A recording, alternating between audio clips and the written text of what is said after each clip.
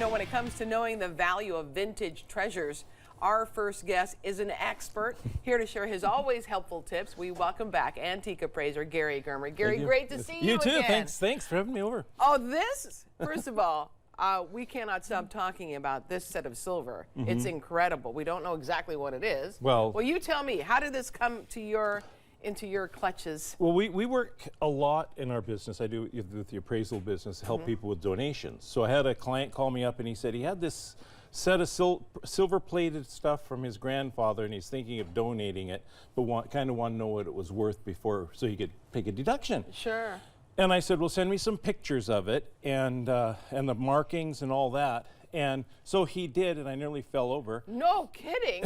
And wow. On the base of it, where the markings are, here, let me bang it together a little bit. That's all right. It has a Tiffany mark. I don't know if I have that straight. There you go. You got it. Yeah. You got it. It says sterling, and that's where my appraisal skills come in, that I could tell him it was sterling. Yeah. Because it says right on there. And okay. And then the marks from Tiffany and Company, you can kind of date it from when this was done. It has an M on there. He thought that meant it was like a secondary thing, and it's not. It was for the director, a guy named John Morse. Was the director when this was made. This dates to 1867. A director at Tiffany? Yeah, he was directing it. What happened, Tiffany started out in the 1830s as a high-end stationery business. Oh, okay. And office stuff. And then they added more luxury goods, and they worked with this Morse and his sons to get silver, and then they merged their company, and Tiffany bought them out, and Morse was then the director. So you can date it to about 1867. Incredible. The other thing about it so when they asked me what did I think? Yeah. I said, well, from the photos, a quick 20 to 25,000. And of course, there was silence at the other end of the line. Yeah. and then he says, well, I got to talk to my wife. So I didn't know what that meant. Smart man. Yeah, and so then he come back. We decided to go ahead and sell it. Can you sell it for us? And I said, I think so. I want to research it more.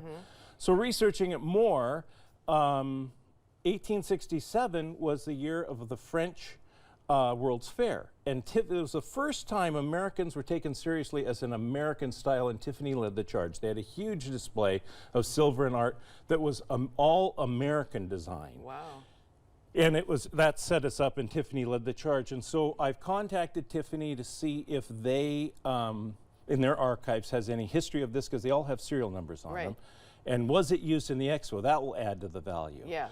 Researching it currently, I've almost doubled the value. 40 to 50,000 is about where we're at. And if we can say that it was in Paris at one point, and he got it in Paris, it could almost double it again. Oh my gosh. So wait, would Tiffany ever want to buy back something like this? That was the first thing they asked me. Would they be willing to sell it back to us? And I said, well, let's find out what we have. Right. If the price is right. Yeah, exactly. We can broker a deal. So what would you use this for? It's called an épergne. And it was meant for your dining table or the side buffet. I think it was mainly, honestly, a sculptural work of art, but it could be used to serve things with. You have these dishes, and you turn it a quarter turn, and they come off, so you could bring things out and set it in. It hasn't been used much, because if you look inside, it has a gold wash, and that can get polished off. Okay. And so you want. I figured out. I figured out what we can use it for, Gary. Yeah. If you'll just sell it to me for 20 bucks. I'm figuring that the chips go up here. Yeah. Okay. And all the different dips go in here. Exactly. Okay. That's better than the little my wieners over here, the deviled eggs in there. We're all set. It is. That's better. I told my friend that, or the guy. He said, "What was it for?" I said, "It's to separate your colors of M&Ms." There you go. There you go. I love it. Oh my gosh, that is absolutely incredible. So that's a nice thing to find in the back of your closet. No right? kidding. No kidding. Yeah. Now you have some pieces of jewelry. Got some jewels here. I better not move them. The cameraman gets mad at me when I touch things. The photographers do. Yeah. Yes. I hear about you afterwards. Yeah.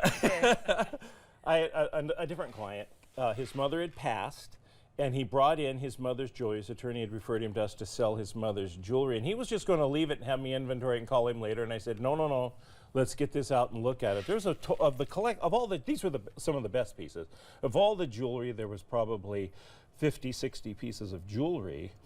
And I said, we need to photograph it, because you got to be really careful, because you can trust my integrity. You don't always trust my memory. Right. I want to make sure I know whose is what. Yeah. Oh, I feel the same way. Okay. This piece here, the necklace, is a choker, dates to about 1905. The clasp is platinum with European cut diamonds. Wow. And it's really... So the clasp goes in front in this case? Exactly. You'd wear it as a choker, and the clasp would be the piece of jewelry there. And it's a real period piece. It would be, you think of the Edwardian... Yeah. The Titanic. Whenever I sell something from this period, I'll put a sign that says, from the Titanic, and then in small print, era. That makes sense. And then this 3 1/3 carat square cut diamond was in there. It's a solitaire diamond. And other than being it's a really nice piece. Yeah. One thing I wanted to mention is that what we're seeing a lot of in the diamond business, especially anything a carat and larger, they make lab-made ones, and they sell them under different trade names. Right. And they talked about it's a real diamond, and it's chemically a real diamond. The little needle tester thing we use to test shows it as being a real diamond. It's a diamond. However, and they've been making them since 1957, but it's been in the last 10 years that they've put them into this market. Yeah, I've seen them more and more, yeah. The problem is that they don't, and so you think, well, why would I pay $25,000 for this when I can get the other one for $8,000? Right.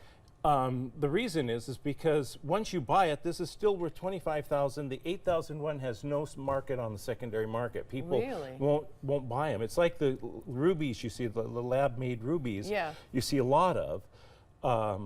People won't buy that. It's a synthetic. It's considered, and they consider those synthetic. So if you're going to invest in a piece like this, that's a make sure it's a real diamond. And one of the ways you do it is the Gemological Institute of America. They're in Los Angeles. They are the standard bearers. You send it to them, and for a couple $100, they'll give a complete analysis of your stone, and then they'll, along the girdle, along the very edge of it, with a laser, they put in a serial number. Oh, okay. So it brands your, you can't see it. You can't see it unless it's under a microscope to see it.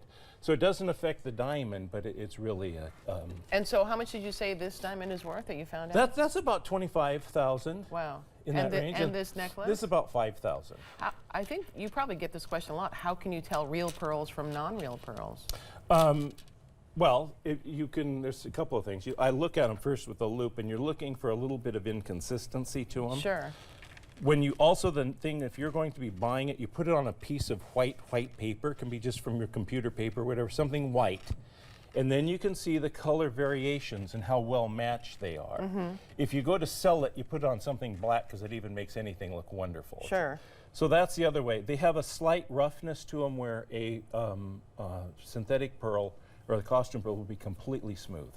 And so that's another way of looking at it. Gotcha.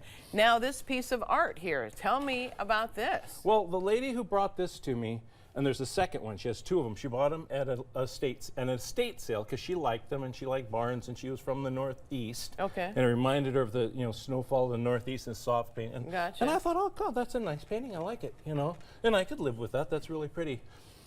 And then she says, is it right about the artist? And so we did some research. She'd had it on her wall for over 10 years until a friend said, I think that's a better painting than you thought. So the artist's name, it's kind of hidden by my stand, but it's under this, Wolf Kahn is his name, K-H-N. Northeast artist. He's really well known. They're highly sought after. Found out they're worth $40,000 to $50,000 each. Stop. Yeah. So really? She wouldn't tell me what she paid for them, but I did ask her, well, so are you going to make a profit on them when I sell them for you? She goes, oh, I'll do fine. Yeah. That's incredible. And the fact that she liked it, said something about the art. Now, that's not my thing. No. But, that's amazing. Me either, but as far as, I think it's beautiful, I think it's fun, but again, I saw, this is where people think an appraiser will know everything off the top of their head. So if I'd walked into an estate sale, I'd say, oh, that's nice.